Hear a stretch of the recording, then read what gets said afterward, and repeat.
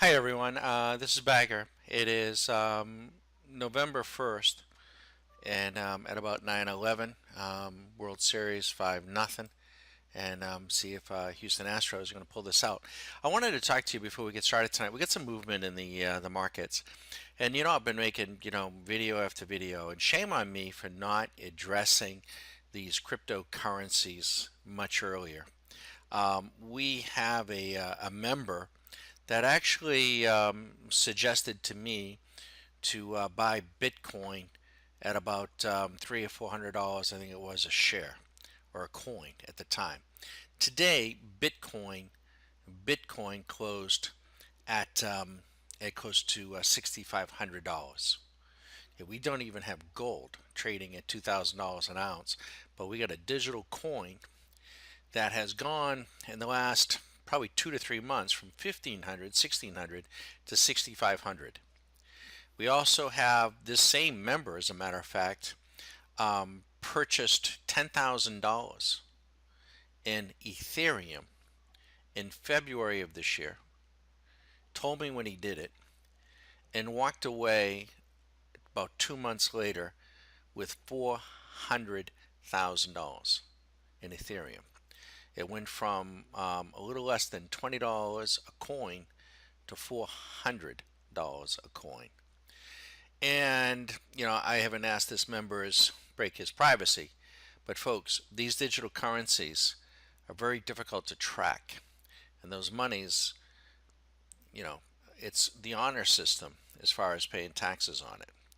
Now, what is Bitcoin? What is this digital currency? You know, I'm going to leave it to everybody else, I guess, to do your research on it. I need to do mine, or do much more. I have a general idea that it is a digital currency created by algorithms or created by computers that does not reside on any one computer, but resides on many numbers of computers, and therefore there's no central control over Bitcoin. Now, when it started out, some people say, well, and I don't think it has anything to do with crypto being,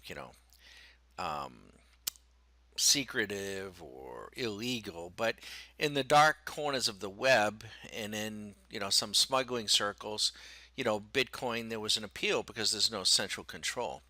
But it's going much beyond, that type of market.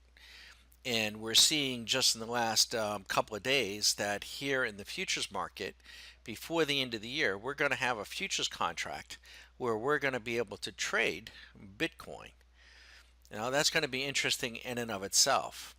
But it seems to be that what had to happen with Bitcoin, as I understand this digital currency, it's decentralized. There's no central aspect to it. It was supposed to have a set quantity. Now, I'm not going to pass any judgment on whether or not there's any degree of safety here or security. I'm not making any recommendation one way or the other. I just don't know. And when I don't know something, I get nervous or get, concerned about it. Especially something I don't understand. And they go in and they literally mine using AMD computer chips and sophisticated computers to mine these chips. And supposedly there's only going to be like 22 million chips ever in Bitcoin. What's to keep that from growing? I can't explain to you. That would be my concern, like with the dollar. But there's right now, no central authority, no central person or persons that can supposedly do something like that. And so they literally, as the first chips were mined, they were very easy to mine. And as time goes on, they become very difficult to mine the chips.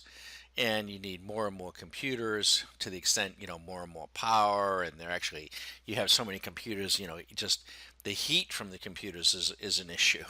So it becomes very, very costly just to mine them, and hence the cost though of the coin goes up and rewards those for mining them. Other people are investors or speculators, buying the Bitcoin to or Ethereum or any number of these other coins, and there's now a number of them coming into the market, and buy and sell it like anything else. But the rapid price appreciation of Bitcoin could lead one to believe that it's a bubble. But you know what, folks? Bubbles are bubbles, right? I mean, we've seen a lot of anything and everything go up. And um, there is now talk that Amazon may start accepting one or both Bitcoin and Ethereum. And there's talk that companies may begin to issue coins. So my concern is that when Bitcoin first came out, the concern was, is any entrepreneur, is any business, Amazon wasn't about to accept the Bitcoins. Was anybody going to, if you got a Bitcoin, let's say you went out and you could buy a Bitcoin, I want to say, I think for as little as $1, one Bitcoin. But the problem was, would anybody even accept Bitcoin? Did they even know what it was? And I probably lost track of the math on this, but one of the original transactions for Bitcoin was a pizza shop in New York. And the person had a digital wallet full of Bitcoins. And he was trying to find somebody to spend the Bitcoins. And I don't know how many Bitcoins he spent, but he finally found a pizza shop that would deliver his pepperoni pizza for the number of Bitcoins that he held at that time. And he was thrilled. And the Bitcoin community was thrilled. Now, no one knows, maybe only the pizza shop knows, but they say that's one of the most expensive pizzas in the world. Because if that pizza owner today holds the Bitcoins that he sold and delivered a pepperoni pizza for, those Bitcoins have a value of somewhere around 75 or 80 million dollars. Isn't that crazy? That's crazy, right?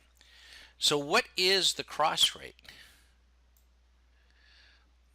Bitcoin is selling tonight approximately 6,500 dollars. Now, I'm not recommending anybody go out and go buy any of these or Ethereum, and I'm not sure exactly where Ethereum is. I think it's under 1,000, maybe not, maybe even higher now. But $6,500. So, what is $1 to a Bitcoin?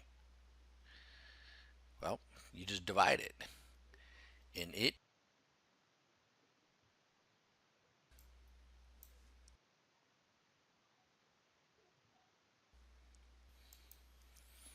point. It's a point 0.0015.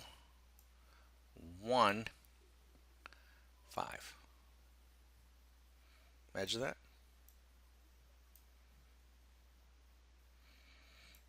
That's you would consider the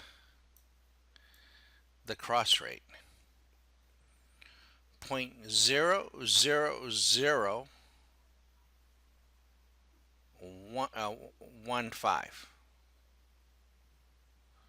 Okay, a Bitcoin let me it's kind of, and I'm not a forex trader, but it really is kind of crazy, right?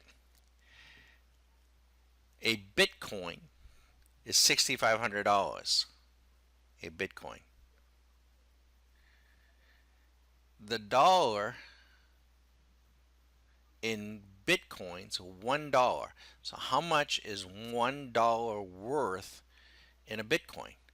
0.0015. Now, this is taxes are a question mark. Okay, taxes are a question mark. I don't know if you want to borrow Bitcoin.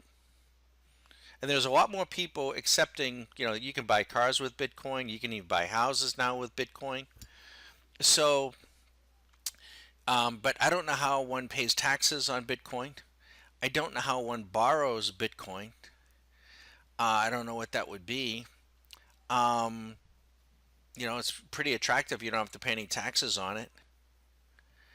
And there's thousands and thousands now, more and more merchants, and maybe Amazon accepting Bitcoin. So all of a sudden here, we've got developing something that's competing with the dollar. Because let's say that you're selling, you know, I mean, really, folks,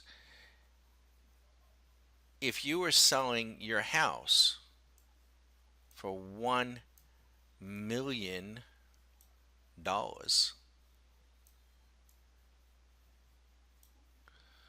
okay, 1 million,